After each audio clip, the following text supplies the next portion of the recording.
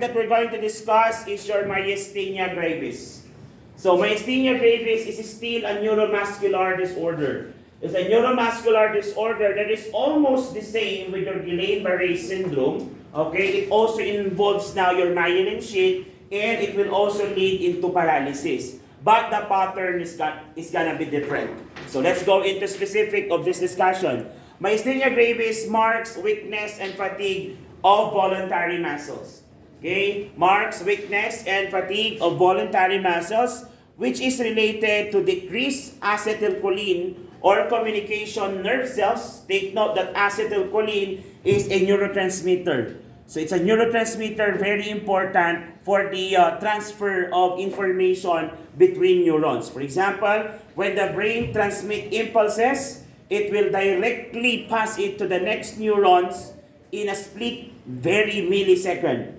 Okay, ganun siya kabilis. However, one thing that maintains that is your acetylcholine. Okay, but with patient with myasthenia gravis, acetylcholine becomes decreased. Okay, which may also lead into increased acetylcholinesterase, which is the inactive form of your acetylcholine. Now, this condition may lead to decreased sensitivity to acetylcholine by the receptor site, leading now to defect to transmission of nerve impulse at the myoneural junction. So kung natatandaan nyo yung myoneural junction, so yung pag sinabi natin neurons, parang siyang, di ba, connection. Tapos biglang pag yung junction na, may connection. So this is where the junction, that is where the, so this is one neuron, this is one neuron, and this is the junction. That is where the acetylcholine is actually located, the receptor cells. Okay, so nagkakaroon tayo ng problema doon, kaya yung passing ng impulses will also be delayed. Okay, and what causes the delay? It's still unknown, according to the book. Okay, but it has something to do with an autoimmune condition, possibly due to or secondary to a viral infection. Okay, so how are we going to distinguish now the difference between the two? Madi-distinguish natin sila because of the pattern. If the pattern is ascending, okay, and the patient has a history of infection, most probably the case is Guillain-Barré syndrome. But if the pattern is descending, the paralysis starts from the top going down, it's more or less myasthenia gravis. Are we clear? So ascending paralysis, Guillain-Barré. Descending paralysis, myasthenia gravis. So what are the diagnostic tests, sir? What are the diagnostic tests? So the diagnostic test for your myasthenia gravis is known as your tensilon test. Tensilon test. So tensilon test is the use of your endrophonium. Okay? So your endrophonium, wherein this is a short-acting cholinergic that will be administered to the patient, and the patient will have an increased muscle strength.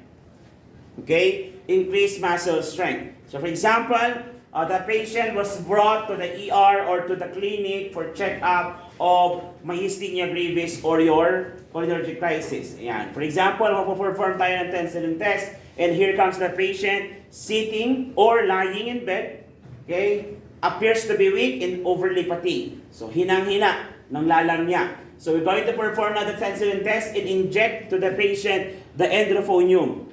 Once we inject the patient, it is a positive tensilon test if you have seen that there is an increase in muscle strength. For example, prior to the test, I will assess, sir, can you please lift your hands, lift your feet, or lift your foot? Can you please move from side to side? Tas napakabagal.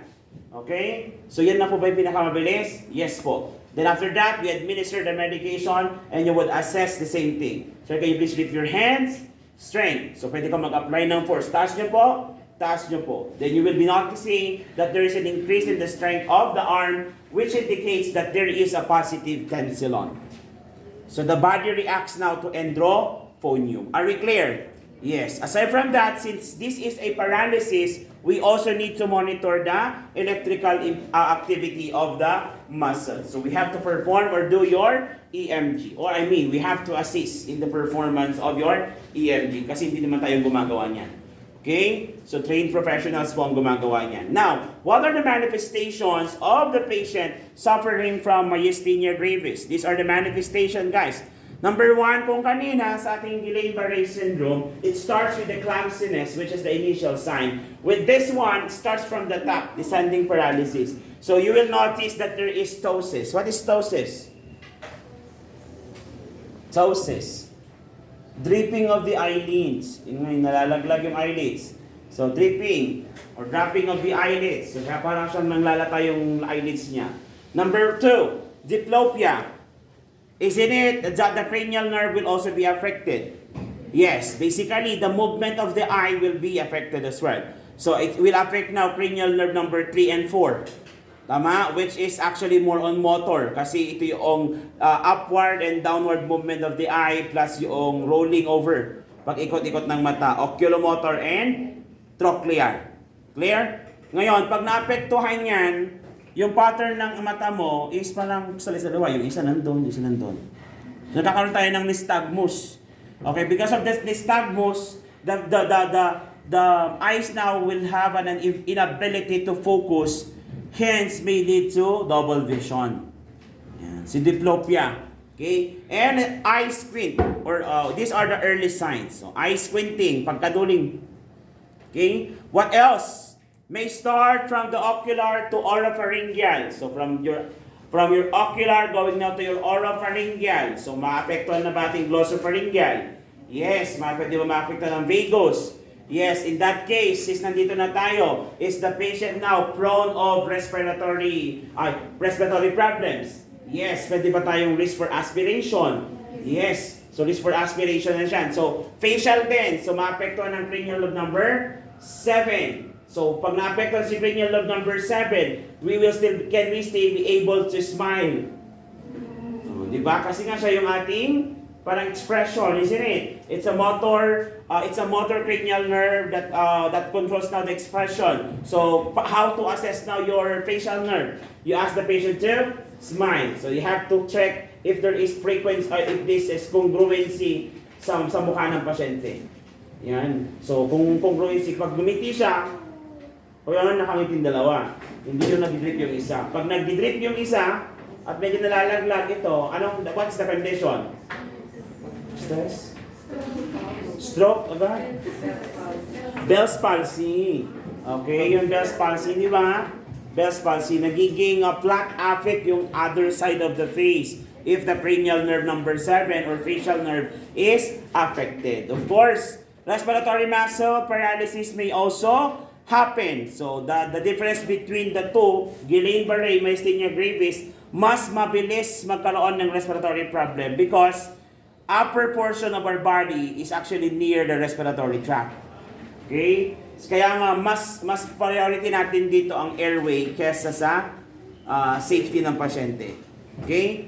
Next, another one is muscle weakness, more pronounced in the evening. Okay, in the evening, and maybe presence ng 3Ds with 3Ds sa mga pasyente. What are these 3Ds? Dysphagia, dysphonia, and dysarthria.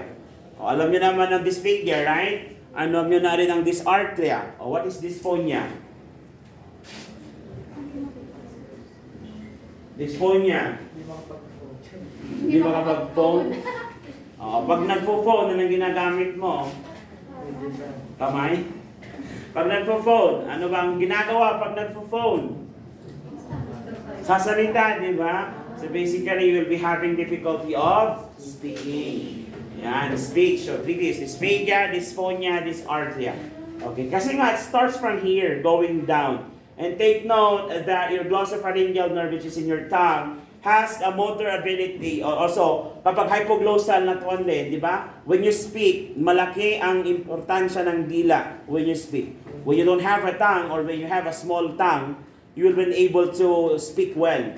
Or it's gonna be not clear when you're going to speak, okay, with a problematic tongue. That is why pag naapektuhan ng ating cranial nerve number 12, which is your hypoglossal, dysphonia will also be possible.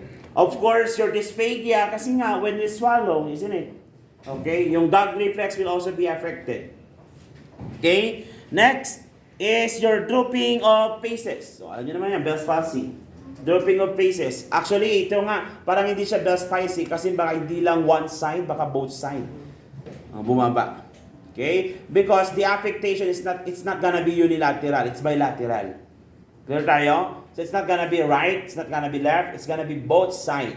So it's bilateral, not unilateral. So once it reaches now your lungs, it may lead to death. Okay? So parehas po silang delikado?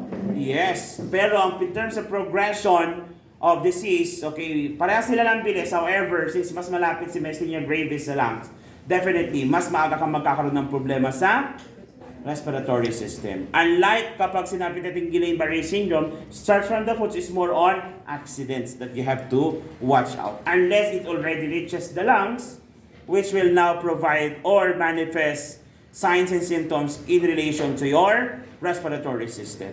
Do I make myself clear? Yes. Let's go now to your your nursing interventions. So nursing interventions. So the patient are expected to suffer from these manifestations, right? So magkakaroon sila ng problems with their speech, magkakaroon sila ng problem with their swallowing, everything that's in their head na ginagawa nila every day that's related to their activities of daily living. Therefore, if it is expected to this patient that they will suffer from this condition, then it is very important that you have to support them.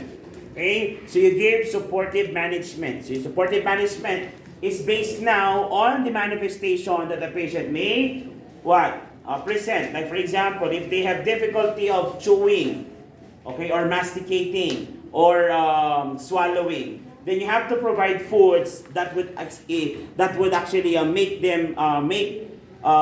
it easier for them to swallow.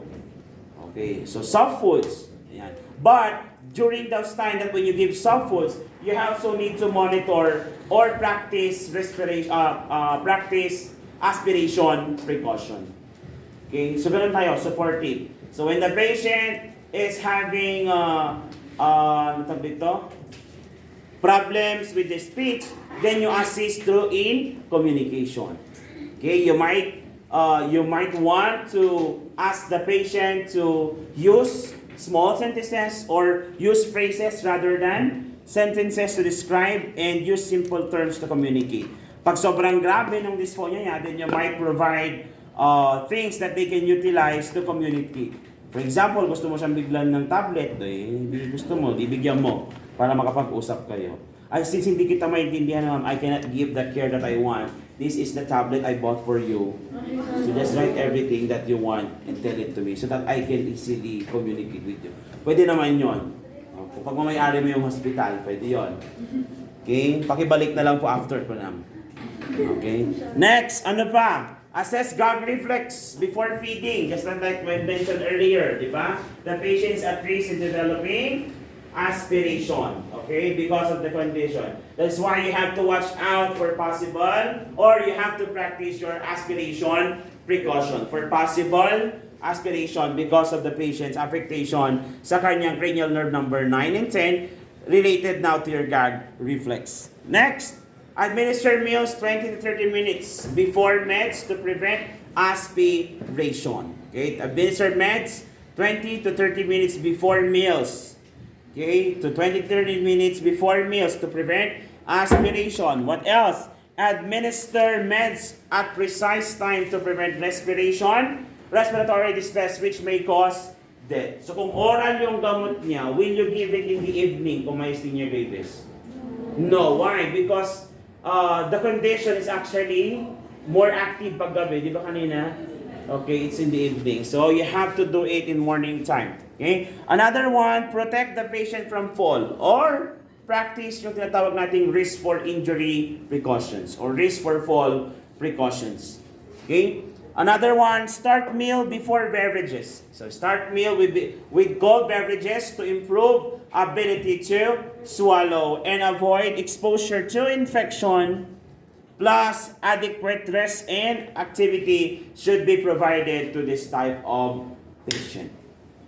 Okay? To this type of patient. Now, how are we going to manage this condition according now to doctor's order? Okay, let's proceed now to a few more slides to discuss the medical management for this patient.